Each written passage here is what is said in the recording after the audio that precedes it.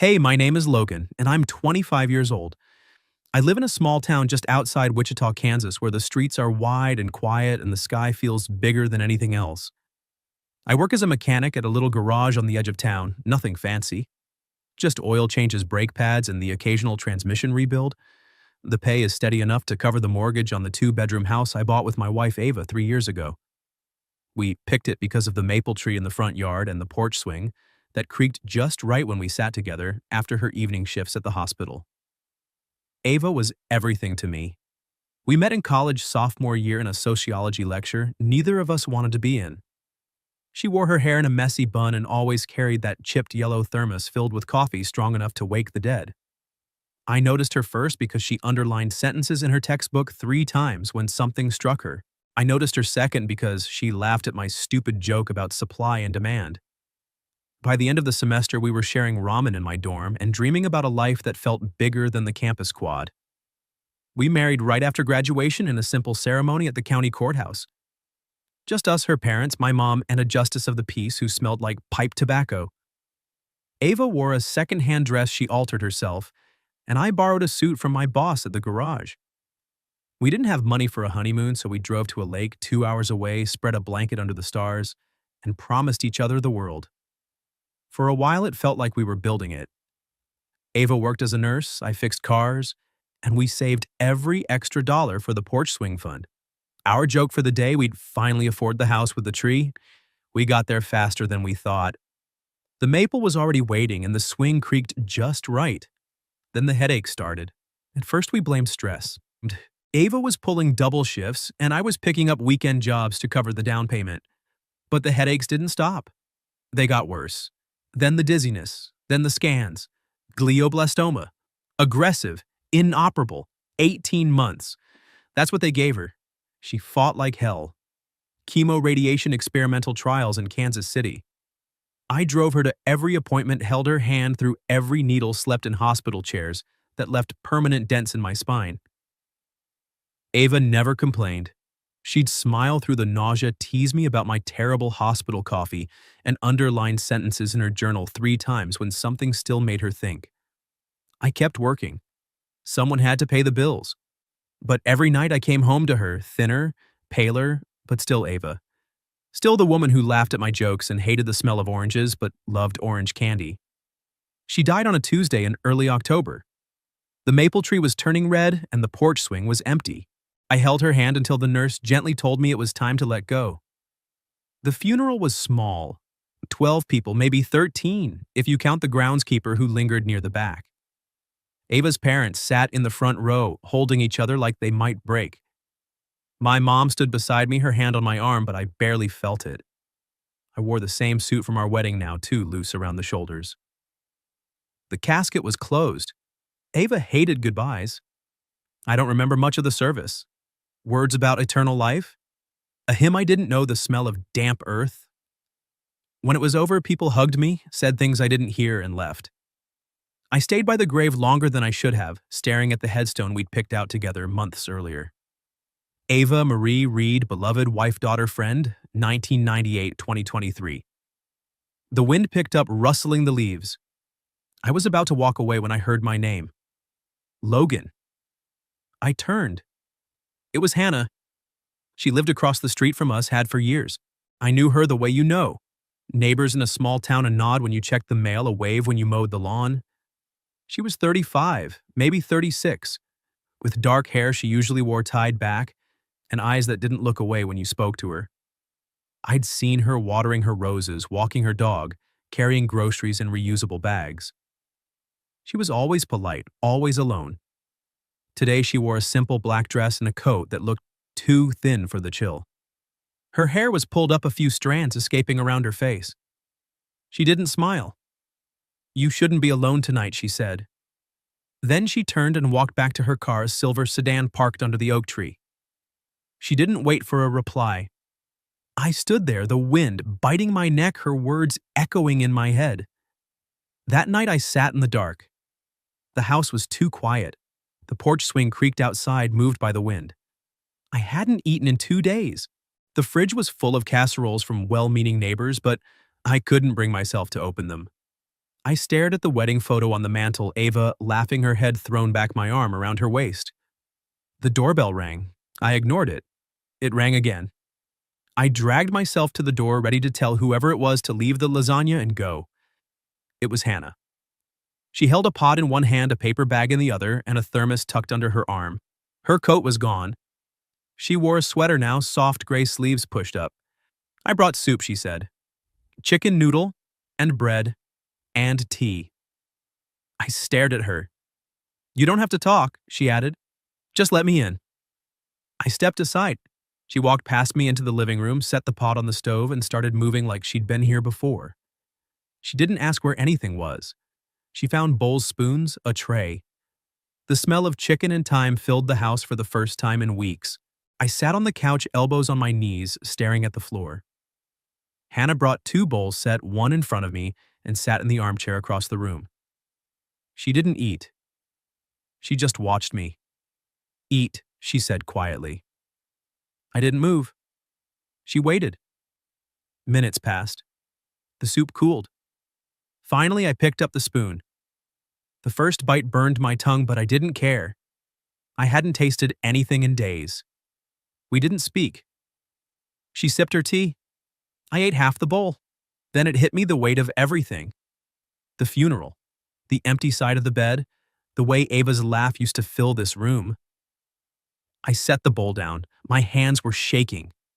Hannah didn't move. I started talking, not about Ava dying, about Ava living. About the night we drove to the lake with no plan. About the time she tried to teach me to dance in the kitchen and we knocked over the trash can. About how she underlined sentences 3 times and hated oranges but loved orange candy. The words spilled out. I hadn't said her name out loud in weeks. Then I cried. Not quiet tears. Full, ugly sobs that tore out of me like they'd been trapped for months. I buried my face in my hands' shoulders, shaking the sound raw and broken. I didn't hear Hannah move, but suddenly she was beside me. She didn't hug me. She just sat close, one hand resting lightly on my back. I cried until there was nothing left, until my throat was raw and my eyes burned. I don't know when I fell asleep, but I woke up at 3:17 a.m., my head in her lap, her fingers still in my hair. The soup was cold on the table. The house was dark. She was still there. I didn't say thank you. I didn't need to. For the first time since Ava took her last breath, I wasn't alone. The days after the funeral blurred together like smudged ink on wet paper. I went back to the garage because I didn't know what else to do. The smell of motor oil and rubber was familiar grounding. My boss Carl didn't ask questions. He just handed me a work order and pointed to a pickup with a busted alternator. I nodded, rolled up my sleeves, and disappeared under the hood. At home, the house felt like a museum of a life that no longer existed. Ava's nursing scrub still hung in the closet. Her yellow thermos sat on the kitchen counter lid, cracked from the day she dropped it laughing at one of my jokes. I couldn't bring myself to move anything. Touching her things felt like erasing her. Hannah started coming by 2 or 3 times a week. The first time was 3 days after the funeral. I was on the porch swing staring at nothing when her silver sedan pulled into the driveway. She got out carrying a foil-covered dish and a small paper bag. Lasagna, she said, climbing the steps. And garlic bread. Don't argue. I didn't. I opened the door. She moved through the kitchen like she belonged there, reheating the lasagna, slicing the bread, setting the table for one. She didn't eat with me. She just made sure I ate. When I was done, she washed the dishes, dried them, and left a note on the counter, tea bags in the cupboard. Peppermint. Drink something warm. She didn't linger. The next time it was a Thursday evening. I was in the garage tinkering with an old radio I'd found in Ava's things when I heard the knock. Hannah stood on the porch with a Tupperware of chili and a 6-pack of root beer, Ava's favorite. I figured you hadn't gone shopping, she said. I hadn't. We sat at the kitchen table. I ate chili. She drank tea. We didn't talk much. She asked about the radio. I told her Ava used to listen to old country stations while cooking. Hannah nodded like that made perfect sense. When she left, she squeezed my shoulder once lightly and said, "Call if you need anything." I didn't call, but I started leaving the porch light on. By the end of the first month, her visits had a rhythm. Tuesday, she brought soup, always chicken noodle, because it was Ava's comfort food when she was sick. Thursdays, something baked brownies, banana bread. Once, a peach cobbler that made the house smell like summer. She never stayed longer than an hour. She never asked how I was. She just showed up. One Friday, I came home to find a small potted herb garden on the porch: basil, rosemary, mint. A note tucked into the soil: plant these. They grow even if you forget to water them sometimes. I planted them. Winter crept in slowly. The maple tree lost its leaves. The porch swing gathered frost. I stopped shaving. My mom called every Sunday, her voice tight with worry, but I let it go to voicemail. Work kept me busy. The garage was warm, loud, full of problems I could fix. Hannah kept coming. One December evening, the sky was heavy with snow. I was on the couch staring at the ceiling when the doorbell rang. I opened it to find Hannah bundled in a wool coat, cheeks pink from the cold, holding a thermos and a paper bag. Hot chocolate, she said. And cookies. The kind with the Hershey's kiss in the middle. I stepped aside. She kicked off her boots, hung her coat on the rack, Ava's rack, and went straight to the kitchen. I followed slower. She poured the hot chocolate into 2 mugs, handed me one. We sat on the couch. The Christmas lights from the neighbor's house flickered through the window. You haven't put up a tree, she said. I don't have one. She nodded, didn't push. We drank in silence. The hot chocolate was thick, sweet, with a hint of cinnamon. Ava used to make it the same way. Hannah set her mug down. Walk with me tomorrow. I looked at her. It's supposed to snow. I have boots. I didn't say yes, but I didn't say no. The next afternoon, the snow had stopped. The world was white and still. Hannah was waiting on her porch, wrapped in a scarf and a puffy jacket. She waved when she saw me. I pulled on my coat and crossed the street. We walked. Not far, just around the block, past the houses with their holiday lights and plastic reindeer. Our boots crunched on the snow. Our breath clouded in the air. She didn't speak at first. Neither did I. Then she said, "The maple looks bare without its leaves." I glanced at our house.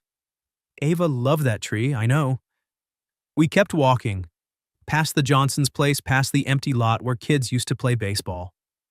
At the corner, she stopped, looked at me. You're allowed to smile, Logan, she said. You're allowed to live.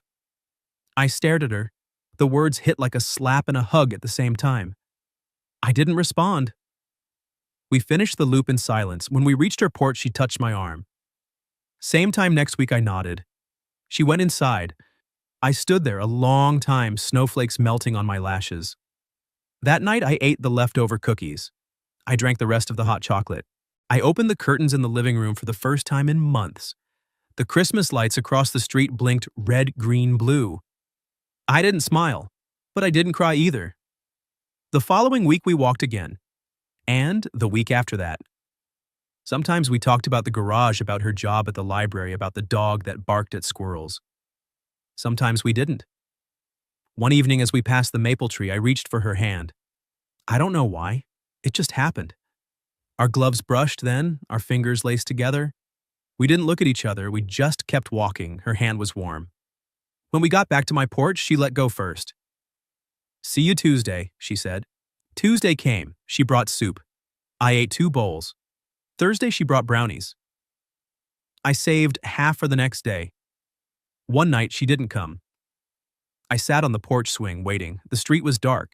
The snow had melted into slush. At 9:47 p.m., I realized I was disappointed. Not devastated. Not empty. Just disappointed. I went inside, made tea peppermint from the tin she'd left. I drank it on the couch, the house quiet, but not silent. The radio played low, some old country station Ava used to love.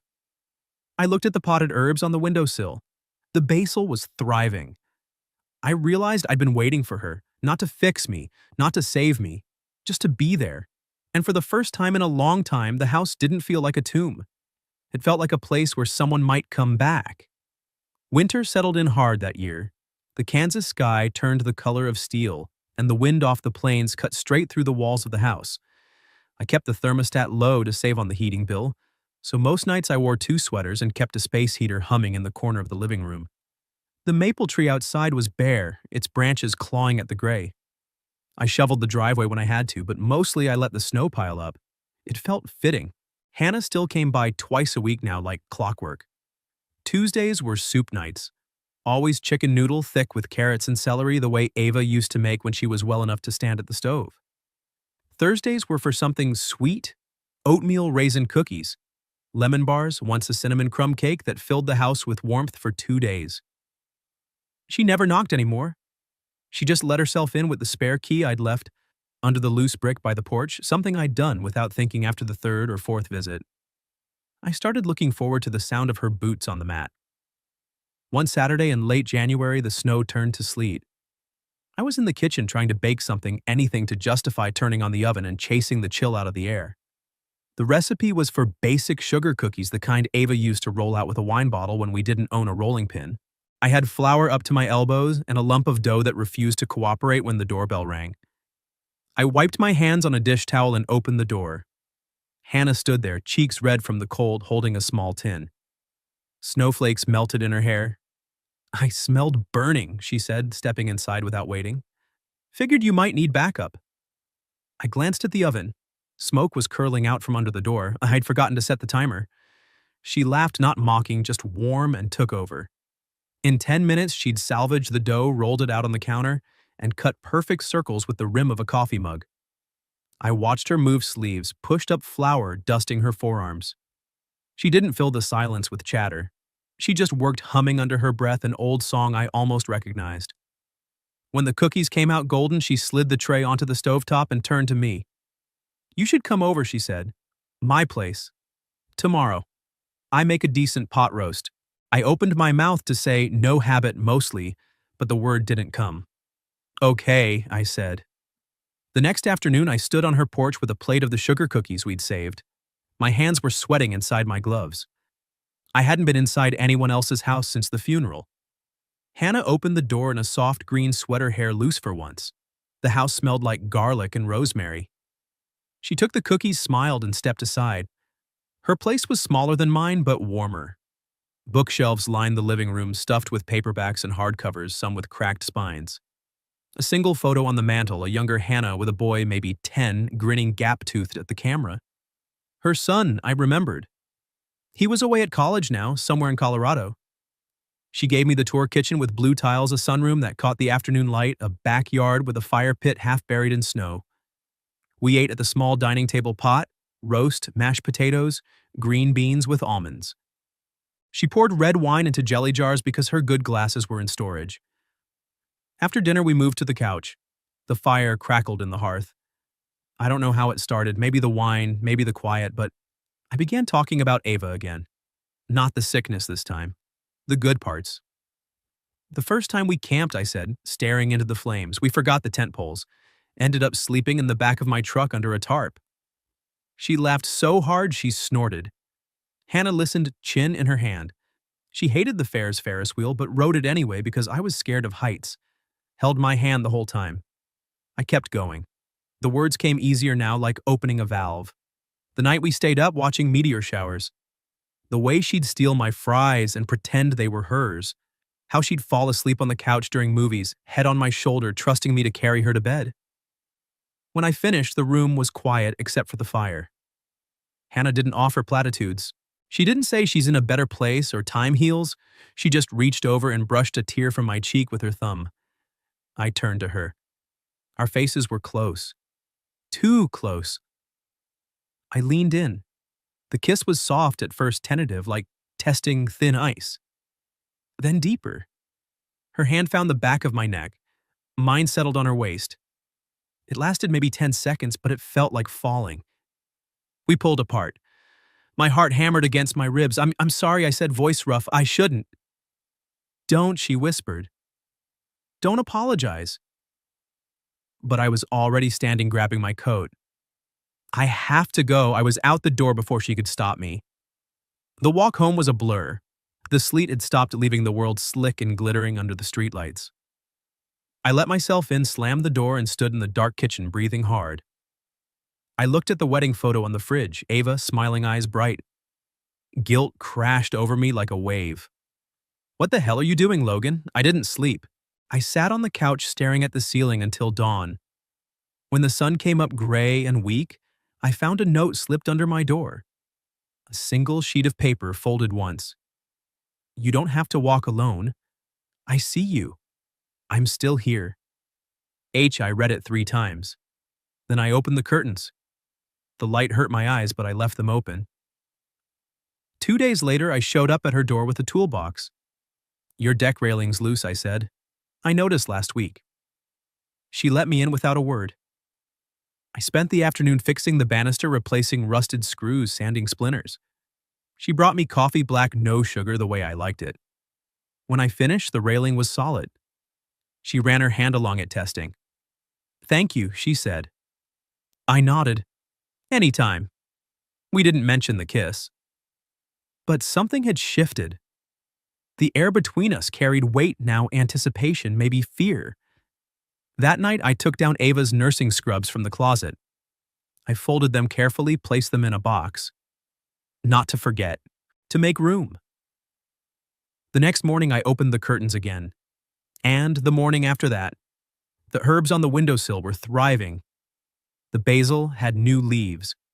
I still missed Ava every day, but for the first time in 14 months, the house didn't feel like it was holding its breath. Spring arrived slowly, like it was testing the ground before committing. The snow melted into muddy patches and the maple tree budded green. I started running again, short loops around the neighborhood at dawn, my breath fogging in the cool air. The garage stayed busy. People brought in cars with winter damage, salt corrosion, cracked belts. I fixed them one by one, hand steady, mind quieter than it had been in months. Hannah and I settled into a new rhythm. Tuesdays were still soup, but now I cooked on Thursdays, nothing fancy, just spaghetti with meat sauce or grilled cheese with tomato soup. She'd show up with a bottle of red wine or a 6-pack of craft beer, and we'd eat at the kitchen table, the one Ava and I had bought at a yard sale for $20. The conversation flowed easier. We talked about books she was reading at the library, the old man at the garage who insisted on paying in homemade jerky, the way the dog next door barked at its own shadow. We didn't talk about the kiss. Not yet. One Saturday in April, the air warm enough to leave the windows open, I asked her to come with me to the park. Not our neighborhood green, the one on the edge of town with the duck pond and the wooden bench under the willow tree. Ava and I used to go there on Sundays, feed the ducks stale bread, watch kids chase frisbees. I hadn't been back since she got sick. Hannah didn't ask why. She just grabbed her jacket and followed me to the truck. The drive was quiet. I gripped the wheel tighter than necessary. When we parked, the lot was half-empty families with strollers, a couple of teenagers skipping rocks into the pond. I led her to the bench. The willow's branches trailed in the water like green fingers. We sat. The ducks quacked hopefully. I pulled a bag of bread crusts from my pocket habit and tore one into pieces. I used to bring Ava here, I said. My voice sounded far away. She'd named the ducks, called the fat one Harold, said he looked like a tax accountant. Hannah smiled, took a crust and tossed it. Harold or his descendant snatched it and waddled off. I haven't been back since I said. Didn't think I could. She nodded, didn't fill the silence. I stared at the water. That night at your place, I freaked out. I'm sorry. You don't owe me an apology. I do. I kissed you and ran like a coward. You were scared. I still am. I turned to her. Every time I laugh with you, every time I feel normal, I feel like I'm betraying her. Like if I let myself be happy, I'm saying she wasn't enough. Hannah's eyes were steady. You're not betraying anyone, Logan. You're just finding yourself again. After losing everything, I swallowed. What if I don't know who I am without her? You're still figuring that out. And that's okay. We sat there until the bread was gone. The sun dipped lower, painting the pond gold. I reached for her hand. She let me. Our fingers laced together, no gloves this time. Her skin was warm. Walking back to the truck, I felt lighter. Not fixed, just lighter. After that, Thursdays became our night. I'd cook, she'd bring dessert. We'd eat, talk, sometimes watch a movie on the old TV Ava and I had hauled home from a Black Friday sale. Hannah never stayed over. She'd kiss my cheek at the door, say, "See you Tuesday," and walk across the street to her house. I'd watch her porch light come on, then go inside. One Thursday in May, I made chicken parmesan, burned the sauce a little, but she ate it anyway. We were cleaning up when I said I took Ava's scrubs out of the closet. Put them in a box. Hannah dried a plate, didn't look up. How'd that feel? Hard, but necessary. She nodded. Set the plate in the cabinet. Good. The next week, I hung a new photo in the kitchen, not of Ava and me, but of me and Hannah at the park taken with my phone on timer. She'd laughed when I set it up, called me a sap. The picture was blurry, but we were smiling. I started leaving the porch light off. The house didn't need it anymore. One evening after a rainstorm had cooled the air, we sat on the porch swing. The crickets were loud. Fireflies blinked in the yard. I turned to her. I don't want you to replace her, I said. I need you to know that. I do, she said. And I'm not here to fill a space. I'm here because I see you. The you that's still here. I leaned my head against the swing's backrest. I'm starting to see him too. She rested her hand on my knee. We didn't kiss. We just sat. The swing creaking softly, the night wrapping around us like a blanket. The guilt didn't vanish. It lingered a dull ache behind my ribs. But it wasn't sharp anymore. It was part of me like the scar on my knuckle from a wrench slip years ago. A reminder, not a wound. I began small changes. Painted the kitchen a soft gray. Ava had hated the old yellow. Planted tomatoes in the backyard, something we'd talked about but never done. Hannah helped her hands in the dirt beside mine, laughing when I got soil on my nose. One Thursday, I cooked steak medium rare the way she liked it. She brought a bottle of Cabernet. We ate on the porch, the sky streaked pink and orange. After dinner, I took down Ava's yellow thermos from the shelf. Held it a moment, then placed it in the donation box by the door. Hannah watched, didn't comment. Just squeezed my hand. I didn't cry. I smiled. The house was starting to feel like mine again. Not the same as before. Different. But alive. Summer came in full force, the Kansas heat thick and humming with cicadas.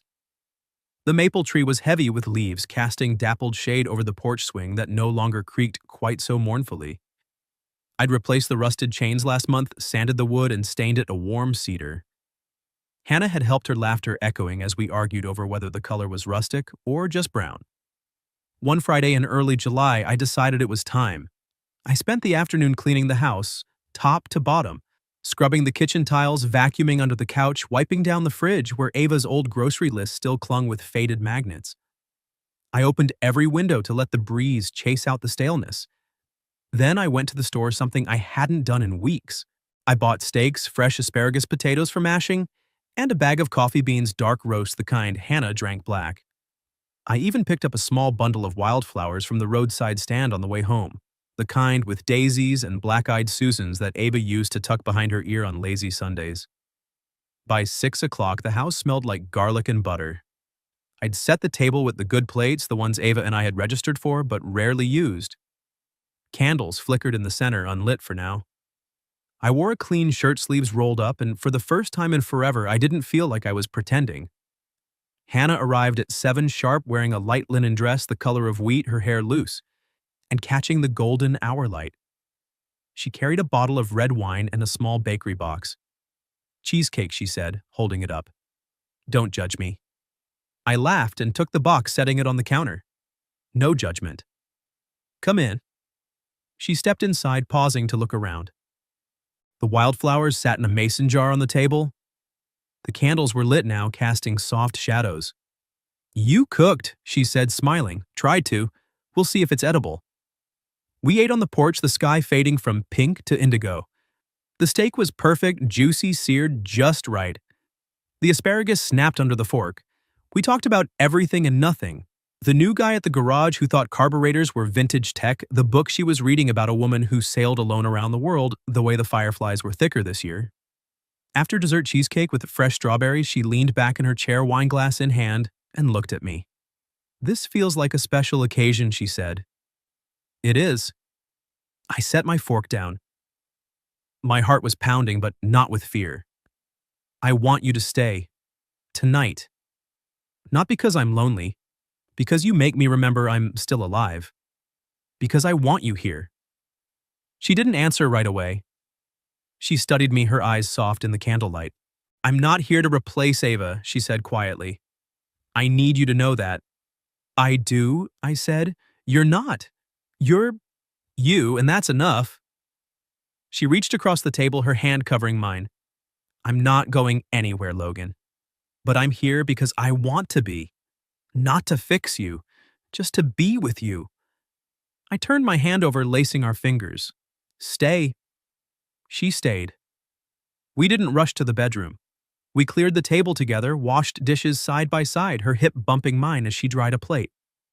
We moved to the couch, the one where I'd cried on her lap all those months ago. Now we sat close, her head on my shoulder, my arm around her. We talked until the candles burned low, about the future, about the house, about the herbs that had outgrown their pots. When we finally went to bed, it was slow, deliberate, no urgency, just the quiet certainty of two people who'd earned this. The next year passed in seasons. We didn't move fast. We dated like people who'd learned patience the hard way. Picnics by the pond, drives to the city for concerts, Sundays at the farmer's market, her hand in mine as we picked out tomatoes. I fixed her deck properly, built a raised garden bed in her backyard. She taught me to make bread from scratch, laughing when the dough stuck to my hands. One crisp October morning, we found a house 10 minutes outside town, a small ranch, with a wraparound porch and a yard big enough for a dog. No maple tree, but an oak that promised shade. We bought it together, splitting the down payment from my savings and her divorce settlement. Moving day was chaos. Friends from the garage hauled boxes. Hannah's son Ethan, home from college, carried the couch while teasing me about my terrible packing skills.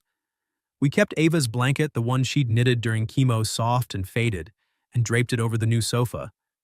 Hannah hung it without ceremony, like it belonged there. It does, she said when I looked at her. She's part of this. We didn't erase the past, we made room for it. 2 years after that first night with the soup, Hannah told me she was pregnant. We were in the kitchen of the new house, her hands covered in flour from making biscuits. I dropped the coffee mug I was holding. It didn't break. Really, I asked, voice cracking. She nodded, eyes shining. Really, we named him Elias. He came into the world on a stormy April night, red-faced and loud, with Hannah's dark hair and my stubborn chin. I held him first, his tiny hand wrapping around my finger, and felt something shift inside me, not a replacement, but an addition. A new chapter. Now Elias is 14 months old. He toddles through the house with a stuffed giraffe dragging behind him, babbling at the dog. We adopted a mutt named Rusty, who thinks he's a lapdog. Mornings are my favorite. I make pancakes while Hannah feeds Elias in his high chair, her hair, messy eyes soft with sleep. Rusty begs for scraps. The oak tree outside filters sunlight through the kitchen window. I still miss Ava. I always will. Her photo sits on the mantel next to one of me, Hannah, and Elias at the pumpkin patch last fall. Sometimes when Elias laughs a deep, gummy giggle that fills the room, I hear Ava in it. One morning as I flipped pancakes and Hannah hummed an old country song, I looked out the window at the oak. The leaves were turning gold. I whispered to the quiet, "Thank you, Ava, for the first love, for teaching me how to hold on." Then I turned to Hannah, who was wiping applesauce off Elias's chin, and smiled. "And thank you," I said aloud, "for the courage to love again, even when my heart wasn't whole." She looked up, her eyes meeting mine. She didn't need to ask who I was thanking. She just smiled back, the kind that reached every corner of her face. Elias squealed, tossing a piece of pancake to Rusty. The dog caught it midair. The kitchen filled with laughter, mine, hers, his. The house was warm, the coffee was strong. The porch swing waited outside, ready for new memories. I wasn't alone anymore. And for the first time in a long time, I was exactly where I was supposed to be.